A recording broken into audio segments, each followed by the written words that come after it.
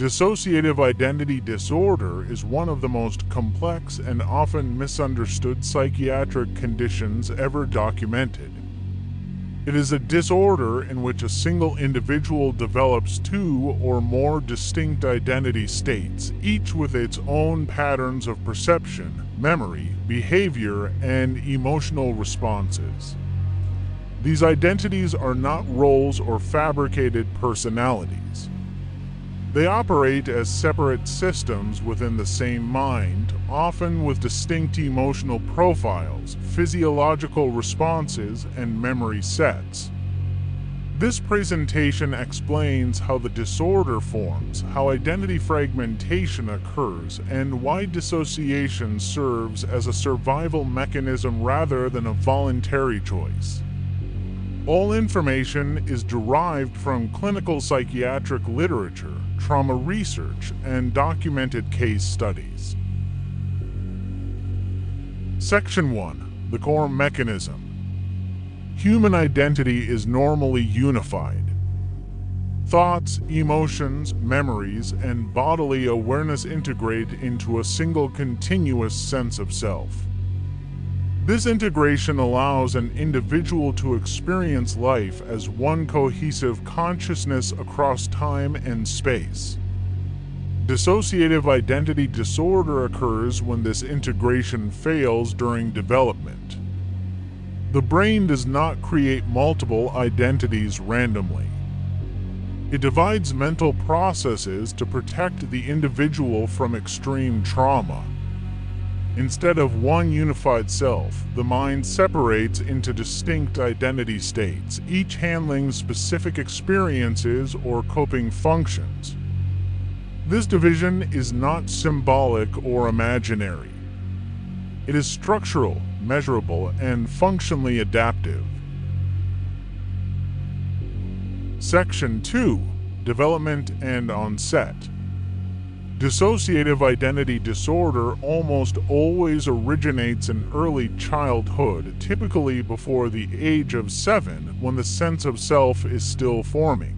It develops in the context of severe, repeated trauma, most commonly physical, sexual, or emotional abuse, chronic neglect, or prolonged abandonment, especially in the absence of a consistently protective caregiver. At this stage of development, the brain lacks the capacity to process overwhelming threat in an integrated way. Escape is impossible. Resistance is impossible. Dissociation becomes the only viable psychological survival mechanism. Conscious awareness fragments and traumatic memories are isolated into separate identity states. Over time, these compartmentalized states stabilize and differentiate, each forming around specific coping functions, eventually solidifying into distinct identities. Section 3. Identity states. Each identity state, commonly referred to as an alter, develops to serve a specific psychological function. Some carry traumatic memories that are too overwhelming for the primary self to access, acting as containment for unresolved experiences. Others function as protectors, managing daily life, social interactions, or perceived threats. Certain states preserve early developmental stages and vulnerability, while more defensive identities may express anger, fear, or aggression that the primary self cannot tolerate.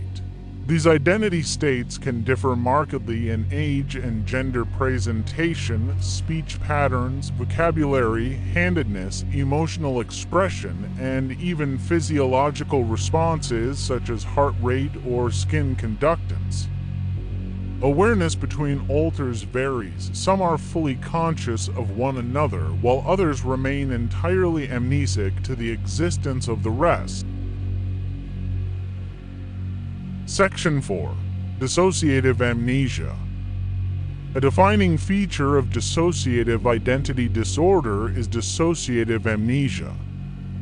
Individuals frequently experience missing blocks of time, actions performed without later recollection, interactions with people they do not remember, or the discovery of objects, messages, or evidence of behavior they cannot explain.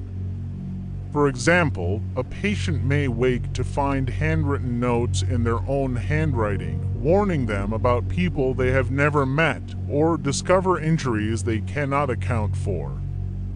These memory gaps are not the result of ordinary forgetfulness. They reflect compartmentalized memory storage across distinct identity states. When a particular identity state is active, memories held by other states may become inaccessible, creating abrupt and unsettling discontinuities in conscious experience. Section 5. Switching. Switching refers to the transition between identity states in dissociative identity disorder. These transitions may occur abruptly or gradually and are often triggered by stress, trauma reminders, or specific environmental cues. During a switch, observable physical and behavioral changes may occur, including shifts in posture, voice, facial expression, and speech patterns. Emotional responses can change rapidly, handedness may alter, and variations in eye contact are common. Physiological changes such as fluctuations in heart rate or skin temperature have also been documented. In many cases, the individual remains unaware that a switch has taken place. To outside observers, the person may appear to act suddenly out of character without any visible explanation. Section 6. Neurological and psychological findings. Neuroimaging studies reveal distinct patterns of brain activation associated with different identity states. Altered connectivity between the prefrontal cortex and the limbic system has been observed, along with differential activation in sensory and motor regions and measurable changes in emotional reactivity. These shifts are often accompanied by physiological variations such as changes in heart rate, pain tolerance, or visual processing, depending on which identity state is active. In controlled settings, some patients demonstrate the ability to read text in one identity state and become unable to recognize the same words when another state emerges. In other cases, an alter may exhibit normal pain responses, while another shows little to no reaction to identical stimuli. These changes occur without conscious control and cannot be voluntarily reproduced. Such findings confirm that these differences are not feigned or symbolic. They represent measurable alterations in brain function and autonomic regulation. The brain reorganizes its processing in real time depending on the active identity state, reflecting genuine internal compartmentalization rather than imagined division. Section 7. Associated symptoms. Dissociative identity disorder frequently coexists with a range of other psychiatric conditions, most commonly post-traumatic stress disorder, depressive and mood disorders, and chronic anxiety. Many patients also exhibit self-harming behaviors, substance use disorders, or persistent somatic symptoms such as unexplained pain, numbness, or gastrointestinal distress. These symptoms are not separate or coincidental diagnoses. They emerge from the same prolonged exposure to trauma and long-term dissociation that underlies the disorder itself. The presence of multiple overlapping symptoms often obscures the core dissociative pathology, leading to misdiagnosis or fragmented treatment. Emotional dysregulation, intrusive memories, hypervigilance, and periods of emotional numbness further impair daily functioning. As dissociation intensifies, these coexisting symptoms reinforce one another, increasing functional impairment and making accurate diagnosis and stabilization significantly more complex. Dissociative identity disorder is widely misunderstood. Common misconceptions include the ideas that identities are made up or attention-seeking, that the condition is a form of psychosis, or that the individual is malingering or acting. In reality, people with DID often conceal their symptoms due to fear, shame, or social stigma, which contributes to significant underdiagnosis, especially among trauma-exposed populations. The disorder can cause severe functional impairment, memory gaps, identity confusion, and emotional instability frequently interfere with daily life, relationships, and occupational functioning. Managing DID is a slow, careful process. Evidence-based approaches like phase-oriented trauma therapy, cognitive behavioral therapy (CBT) for dissociation, and eye-movement desensitization and reprocessing (EMDR) focus on safety, trust, and gradually connecting different identity states.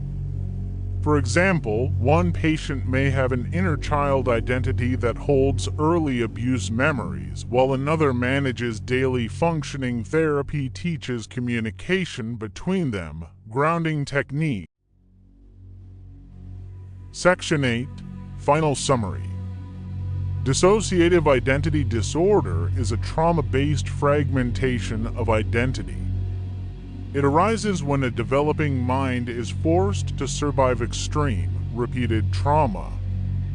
It produces multiple identity states, memory gaps, and dissociative behavior. It is not imagination. It is not deception. It is a structured psychological adaptation. The individual is not broken. Their mind has adapted in the only way it could. Treatment focuses on reintegration, emotional stabilization, and safe processing of trauma.